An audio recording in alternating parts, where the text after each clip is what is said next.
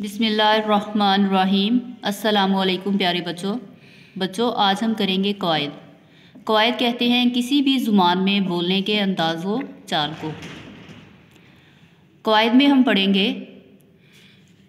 इस्म, fail और सिफ़त। बच्चों आपने जैसे पढ़ा है कि इस्म किसी भी चीज़ के नाम को कहा जाता है, फ़ेल जो हम कोई भी काम करते हैं उसको फ़ेल कहते हैं, और सिफ़त किसी भी चीज़ की खूबी या खामी को कहा जाता है। आपने लाहौर की यादगार इमारतें पढ़ा, इसे दोबारा बगौर पढ़िए यानी कि ध्यान से पढ़िए और सबक से इस्म, फ़ेल और सिफ़त तलाश करके गोशवारा मुकम्मल कीजिए। गोशवारा कहते हैं किसी भी ऐसे कॉलम को जिसे 2 या 3 हिस्सों में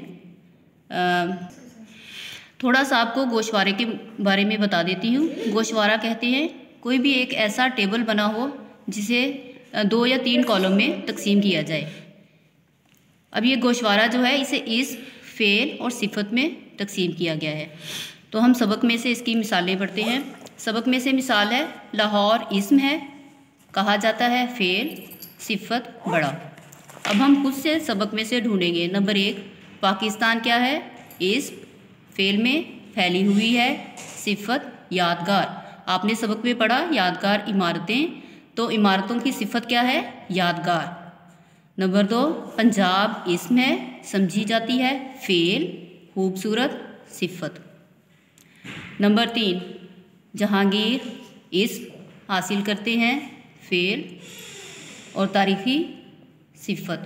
आपने पढ़ा था बादशाही मस्जिद एक तारीख़ी इमारत है, तो तारीख़ी क्या है? इसमें सिफ़त है।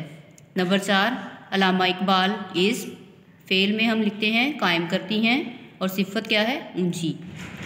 नंबर 5 बादशाही मस्जिद इस्म है और फ़ेल में हम लिखते हैं ताल्लुक़ रखते हैं, और सिफ़त चौड़ी।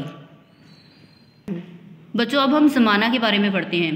फ़ेल के लिहाज से ज़माने 3 होते हैं, माजी, हाल, मुस्तक़बिल। नंबर 1 पे देखें, वाह कितनी ज़बरदस्त बारिश हो रही है। ये देखें ये काम मौजूदा ज़माने में हो रहा है, तो ये ज़माना कौन सा है? हाल।